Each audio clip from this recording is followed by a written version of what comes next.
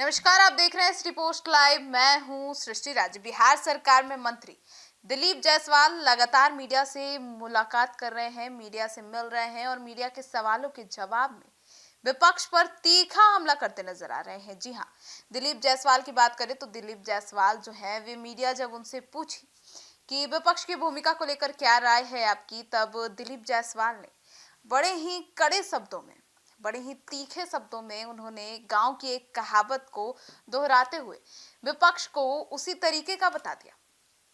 दिलीप जायसवाल के कहने का अर्थ था कि अब बैठे बैठे कुछ नहीं करना चाहती है विपक्ष निष्क्रिय हो गया है, विपक्ष कोई काम नहीं कर रहा है, अब विपक्ष की भूमिका कुछ भी नहीं रह गई है।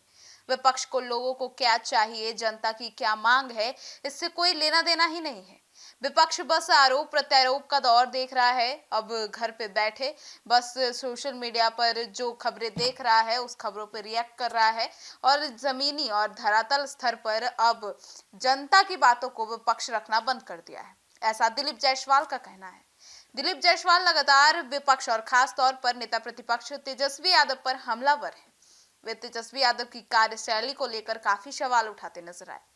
वहीं आज दिलीप जायसवाल जो है वो कहीं ना कहीं अपने तीखे बयान को लेकर अब जो सियासी गलियारे हैं इनमें चर्चा का विषय बन गए हैं। उनके बयान और उनके इस तीखे बयान ने अब सोशल मीडिया के साथ साथ जो सामने से भी आरोप प्रत्यारोप का दौर जारी आ गया है। अब बयानबाजी का दौर चल रहा है और पहले आप ये सुनिए क्या कुछ कहते नजर आए दिलीप जायसवाल। एक साथ ले लीजिए अपना सर, तेजस्वी यादव कह रहे हैं कि इस साल सबसे सत्य राज्य बिहार।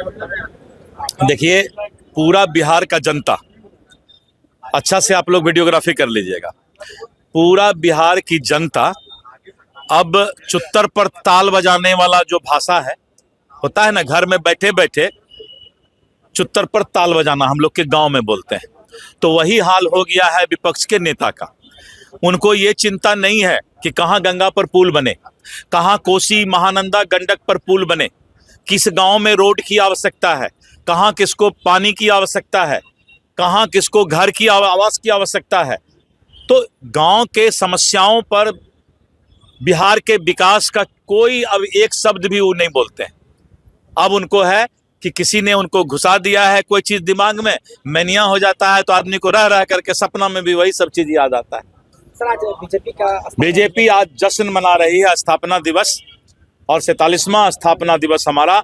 जनसंघ काल के बाद जो भारतीय जनता पार्टी पूरे देश के अंदर भगवा लहराने का काम कर रही है, और आज आप देख रहे हैं कि किस तरह से सज धज कर भाजपा कार्यालय और पूरा बिहार का हमारा जिला मंडल बूथ स्तर तक के कार्यकर्ता भारतीय जनता पार्टी के झंडा उत्तोलन कर रहे हैं, कार्यक्रम कर रहे हैं, और 2 दिन का कार्यक्रम बूथ स्तर तक गांव जाने का हमारा कार्यक्रम है। कहा जा रहा है कि नीतीश को मजबूर कर रही है विपक्ष, कह रही है लगातार।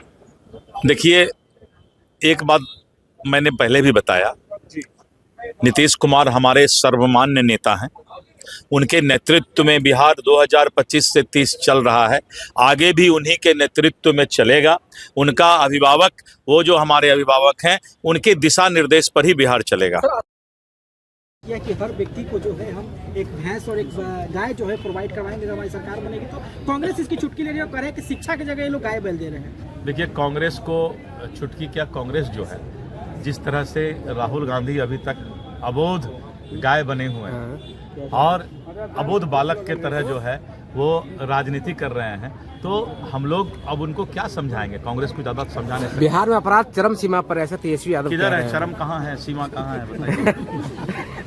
शर्म को दिखाइए और सीमा को दिखाइए।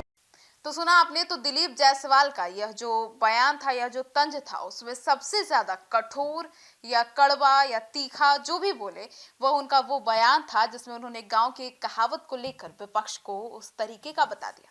अब इस बयान के बाद सियासी हलकों में चर्चा का विषय बन गया है। अब बात करने के लहजे को लेकर भी चर्चाएं तेज हो गई है। अब विपक्ष से अपने लहजे को सुधारने का को लेकर भी बहुत कुछ कह रहा है, तो वहीं सत्ता पक्ष से विपक्ष को जगाने के लिए एक सही बयान बताया है, तीखा बयान बताया है।